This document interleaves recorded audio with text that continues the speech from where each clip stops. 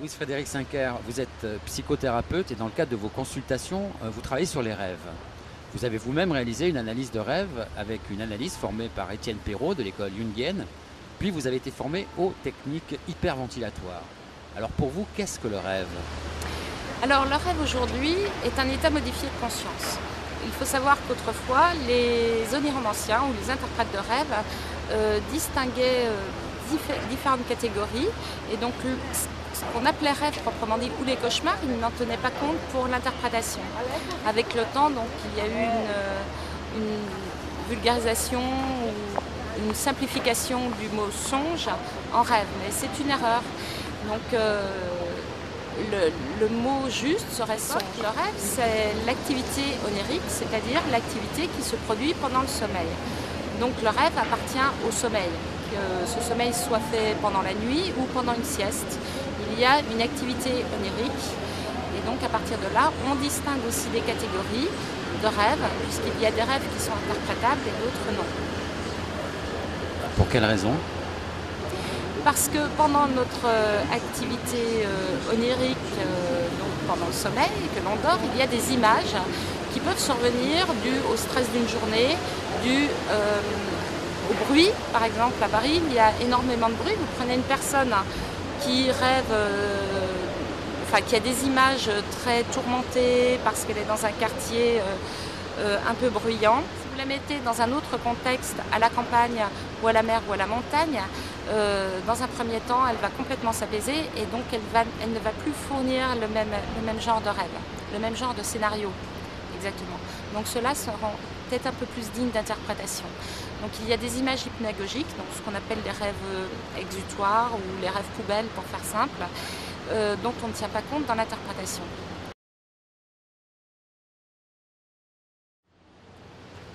Vous avez publié un livre intitulé Racontez vos rêves, guide pratique d'interprétation de rêves.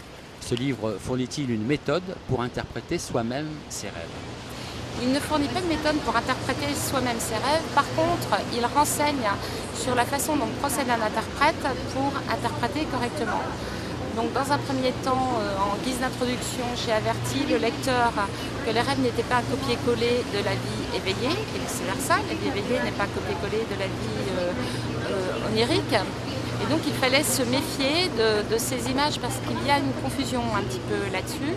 Et il y a des rêves qui sont le produit de l'imaginaire de l'homme qui ne sont pas dignes d'interprétation. Donc c'est à la fois un garde-fou, c'est toujours, comment dire, on fait un petit peu du surf quand on s'intéresse aux rêves, car il fournit énormément d'indications sur sa propre vie, mais il faut savoir trier le bon grain de livret. D'autre part, dans le livre, j'ai présenté, j'ai chaque fois fait une petite introduction pour un rappel symbolique, historico-symbolique, pour montrer aussi que dans toutes les cultures, toutes les traditions, c'est le même symbolisme. Et ensuite, j'ai répertorié donc tous les exemples possibles de scénarios oniriques dans lesquels le lecteur peut se retrouver. Voilà. Et en introduction, j'ai mis des personnes, d'auteurs, d'écrivains très connus, peu connus, des petites légendes ou bien tout simplement des textes de rappeurs qui se nourrissent aussi de leurs rêves pour écrire leurs textes. Le sens des symboles présents dans nos rêves est-il le même pour nous tous, quelle que soit notre culture et même quelles que soient les époques? Alors, quelle que soit notre culture, oui, puisque l'être humain n'est pas si différent que ça. D'ailleurs, il apparaît que c'est en Afrique de l'Est que les êtres humains sont les plus différents au niveau de l'ADN d'un point de vue génétique. Sinon, tout le reste, on est tout à fait semblable. Donc notre cerveau fonctionne pareil. Par contre, quelles que soient les époques, il y a toujours une translation du symbolisme à un autre. Autrefois, quelqu'un pouvait rêver d'un dragon. Aujourd'hui, il va rêver de train parce qu'il va s'adapter à son époque, c'est-à-dire son subconscient va s'adapter à son époque. Donc dans des changements un petit peu particuliers, on avait peur du dragon puisqu'il y avait la peur de l'inconnu, du changement. Aujourd'hui, on rêve plus facilement de train, surtout au siècle dernier quand il n'y avait pas l'électricité, puisque c'était la grosse locomotive qui crachait du feu, donc c'était tout ça très effrayant pour les gens. Vous organisez une fois par mois un café rêve. Alors raconter ses rêves en public, est-ce que c'est différent de ce qui se passe dans vos consultations? C'est tellement différent que ça n'a rien à voir parce que le café rêve est un lieu de détente, un lieu où on est là pour se rencontrer, se raconter ou écouter les autres. Donc il est absolument hors de question que ça tourne en thérapie de groupe. Ce n'est ni le lieu ni l'endroit. Donc les gens viennent par curiosité, beaucoup, d'autres pour avoir une connaissance un petit peu du symbolisme. Enfin, dans un premier temps, ils découvrent. Et quand ils continuent de venir, c'est pour avoir une petite connaissance du symbolisme, pour se raconter un peu, et aussi parce qu'ils ne sont pas prêts à faire une thérapie. Tout le monde n'a pas envie de poursuivre plus loin, mais ça les intéresse. Dans le cadre d'une consultation, il y a un temps d'ouverture, un temps de fermeture. C'est un travail soutenu qui se fait sur plusieurs mois ou sur quelques années. Et à quoi peut servir de s'intéresser à nos rêves? S'intéresser à nos rêves, déjà dans un premier temps, c'est s'intéresser à soi. Donc c'est écouter sa voix intérieure. Et qui est souvent très différente de la voix extérieure, c'est-à-dire des préceptes éducatifs donnés par une famille, par une religion ou par une société. Et s'agit-il véritablement d'une thérapie? D'écouter ses rêves simplement, c'est déjà un tout petit début, de les faire interpréter. Ça commence à être déjà une thérapie dans la mesure où il y a ce travail soutenu sur quelques mois. Et d'essayer de les interpréter soi-même, non, ce n'est pas une thérapie. Et que peut-on attendre d'une thérapie basée sur l'interprétation des rêves?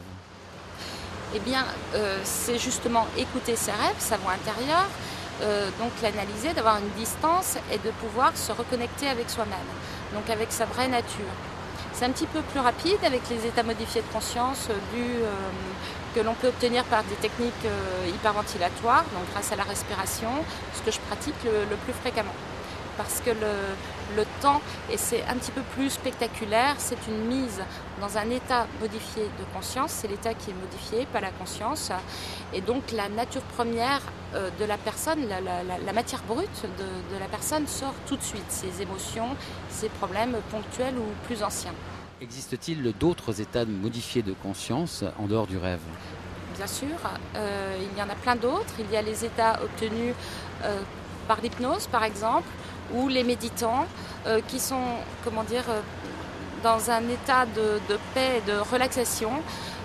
Quelqu'un qui fait une prière est toujours accompagné de techniques respiratoires comme chez les premiers chrétiens, chez les juifs. Normalement, les prières sont scandées avec un rythme respiratoire, donc ils rentrent dans un état modifié de conscience.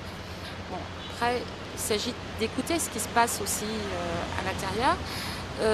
Les derviches tourneurs, les chamans, bon, les chamans prennent un petit peu des produits, mais les derviches tourneurs, par exemple, rentrent dans un état modifié de conscience. Ou bien une relaxation en sophrologie, c'est déjà un état modifié de conscience.